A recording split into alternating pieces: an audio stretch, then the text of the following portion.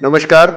कमल नयन बजाज रुग्णालय की तरफ से आयोजित किए गए इस विशेष प्रोग्राम जिसका नाम बजाज पल्स है, उसके अंतर्गत आज हम बात करने वाले हैं डॉक्टर रोशनी सोधी मैडम के साथ, जो नामवंत पीडियाट्रिशियन है। She is a senior paediatrician and पिछले 22 साल से वो प्रैक्टिस में है और उनकी एक स्पेशलिटी है कि she has been specially trained and expert in as a lactation professional.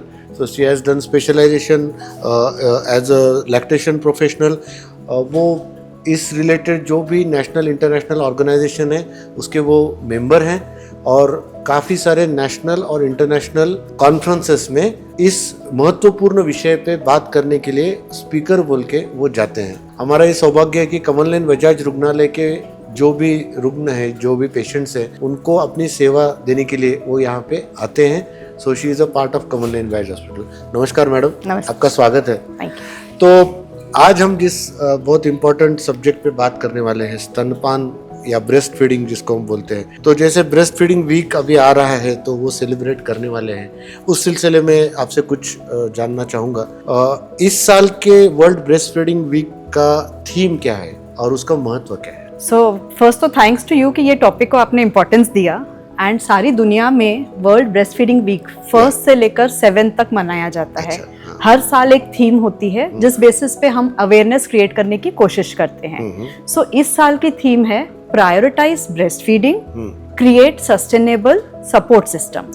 अगर मैं इसको 2 भाग में ब्रेक करूं तो प्रायोरिटाइज ब्रेस्ट फीडिंग मतलब आज के जमाने में क्या हो गया है, बच्चे को फीड करना है तो कुछ भी दो, सब एक बराबर है ऐसा लगता है.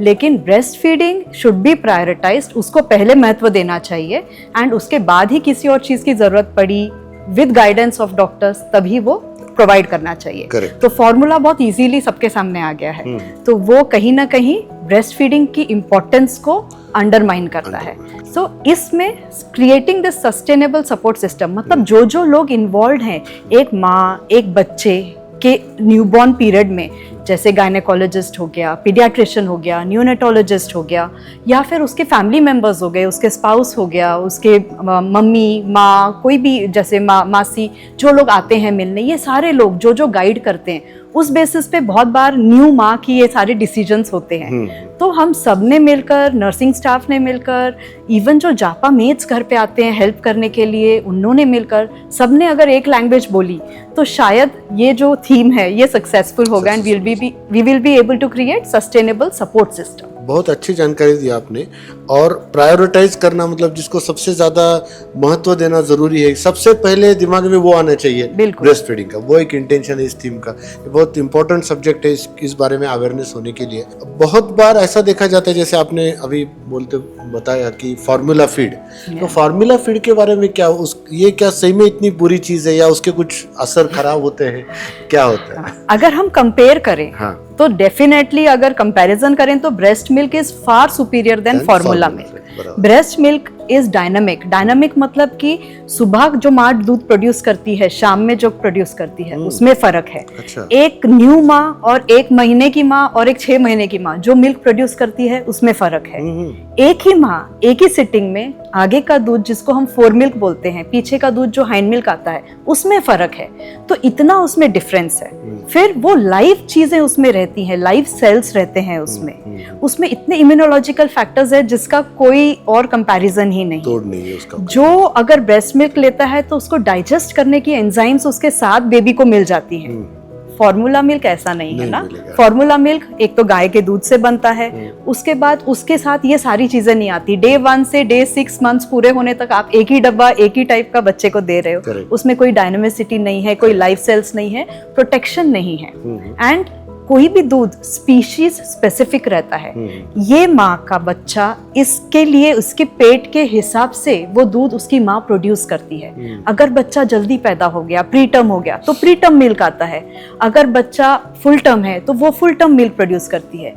ये सारी जो स्पीसीज स्पेसिफिक कस्टमाइज्ड मिल्क आपको मिल रहा है, ये इतना बेनिफिशियल रहता है जिसका कंपैरिजन हम नहीं कर सकते. आफ्टर ऑल फार्मूला मिल्क बनता है गाय के दूध से और वो उसके बछड़े के लिए एकदम सही है, शायद हमारे बच्चों के लिए एकदम सही नहीं है. इतना सही नहीं है. अब बहुत बार ये भी देखा गया है कि जब बेबी रोता है या रोती है तो रिलेटिव या आजू बाजू के लोग जो हैं उसको ऊपर से दूध पिलाया जाता है, Yes. उनका रोना बंद करने I के लिए। know. ये कहाँ तक सही है? तो यहाँ पर गड़बड़ क्या हो रही है हाँ। कि बच्चा रो रहा है, इसको समझा जाता है कि माँ का दूध कम है, हाँ। बच्चे को दूध कम मिला है। अच्छा। बट हमें इसे थोड़ा एनालाइज करना चाहिए कि बच्चा क्यों रो रहा है, व्हाट इज द प्रॉब्लम। हो सकता है कोई और कारण कोई से और रो रहा वजह है। हो सकती है। एक बच्चे का कम्युनिकेशन का मार्ग वही है, रोना।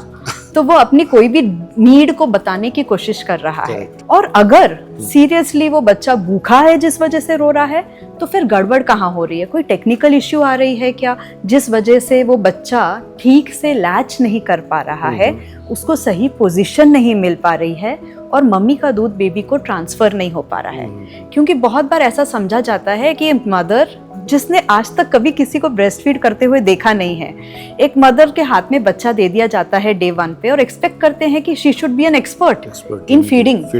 सो ये कैसे पॉसिबल है? आप कोई भी चीज सीखेंगे, कोई भी स्किल है, उसको प्रैक्टिस करना पड़ता है। And mind you, breast feeding भी एक स्किल है, it is not inborn. Baby में इनबॉर्न है, बेबी नेचुरली न्यूनेटल रिफ्लेक्सेस लेकर आता है कि उसको सकिंग, स्वैलोइंग सब चीजें आती हैं, लेकिन every mother has to learn it however educated she is. So वो स्किल अगर हम सही तरीके से सिखाएं, उसको बता दें कि तुम्हारा दूध एडिक्वेट है, तुम कैसे समझ सकते हो, तुम्हारा दूध बच्चे को जा रहा है कैसे समझ सकते हो, बच्चे का पेट भर गया है कैसे समझ सकते हो, बस इतने साइंस भी उसको समझा दे तो she will be more confident. And then ये सब चीजें जो हम दे देते हैं आउट ऑफ डर, ये नहीं होगा। करेक्ट। जैसे आपने दूसरा पार्ट थीम का बताया था कि जो सस्टेनेबल सिस्टम, तो ये सस्टेनेबल सिस्टम बन सकता है जिसमें स्किल उनको सिखाया जा सकता है। बहुत इंपॉर्टेंट पार्ट। लेकिन मैडम आपने जैसे बताया कि नेचर ने इतना अच्छा इसको डिवाइस किया है कि स्पेसिस स्पेसिफिक है, उसमें वेरिएशंस है, डायनामिक्स है,